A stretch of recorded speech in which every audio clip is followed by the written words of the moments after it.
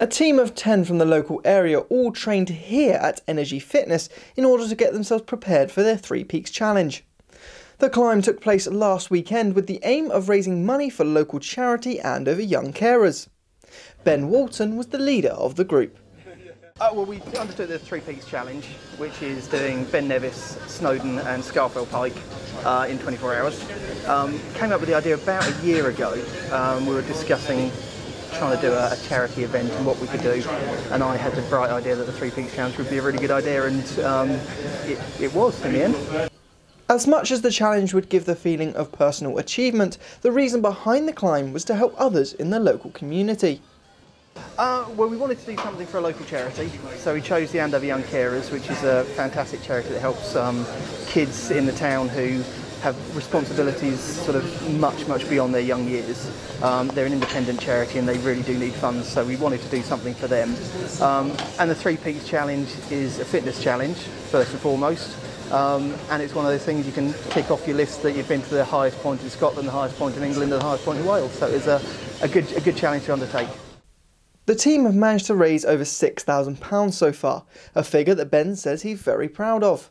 But the hard work that went into the challenge took a rather long time.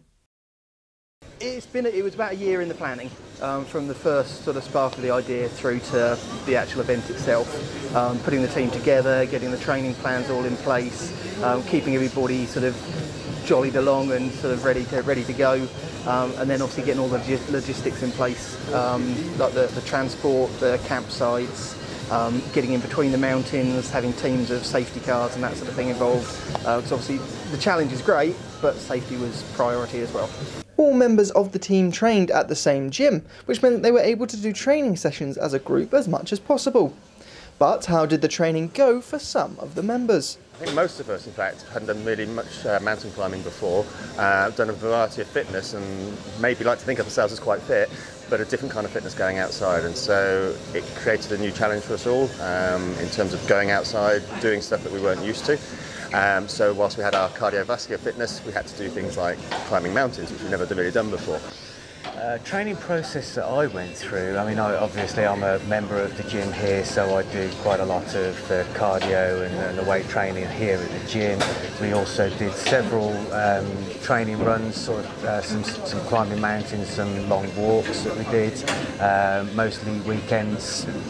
Yeah, and I'm also a member of the gym here, so I've got quite a good personal trainer here who's trying to help get my fitness up, and amongst doing that I did a lot of, almost every night I was up at a nice steep hill, although it's a short hill, steep incline, and the more often you do it, the better you get at it, just like everything else. A few days after the climb took place, the team are in very high spirits, with the money being raised exceeding anyone's targets. But the process wasn't as simple and high-spirited as it is now. Well, the first time I think we went out on a mountain, it felt like that. Some of us were quite shocked about how actually hard it was to literally just walk 2 feet in front of each other up a mountain. We then went to Pen up in Wales, which is kind of quite similar to maybe climbing Snowdon. And I think that was the first time that I think most of us really actually realised what a big challenge we were taking on. A steep hill, quite high, looking over the side of a mountain, etc. And just became a real proper challenge. And we suddenly realised that 5 hours of walking, climbing was actually quite challenging. The team started at Ben Nevis in Scotland, then to Scaffell Pike and then ended at Snowdon in Wales. There were certainly mixed emotions for Ben when he looked up at his first challenge. Well, when you're at the campsite and you're looking up at Nevis and you can't actually see the top because there's another mountain in the way, you kind of get an air of excitement, but kind of a bit of a fear of, a bit of dread as well, because you kind of know what to expect. And then when you get to the top of Nevis, the weather's never good. There's always snow at the top of Nevis, so it was nice and sunny down at the bottom, a bit of snow at the top. Visibility was really poor and very cold. And you kind of get to the top of that and you think, I'm at the top. But then you've got to get all the way down again and do another 2. So it kind of, you get a bit of anticipation, but the adrenaline is kicking in and sort of getting you through. At the other end of the challenge though, there was nothing mixed about the feelings of the team. The bottom of Snowdon was fantastic. We were probably the last 3/4 of a mile to a mile we knew we'd have to push to get in a good time. So we ran probably the last quarter of a mile to get to the end, and there was 3 of us at the front, all vying for position to get across the line first. But the feeling of achievement and the adrenaline that was pumping at the end was absolutely brilliant. It's a fantastic achievement and a great thing to do, and we raised a lot of money, which was the icing on the cake of it. They raised over £6,000 for Andover young carers, and none of them are frightened to take on the challenge again.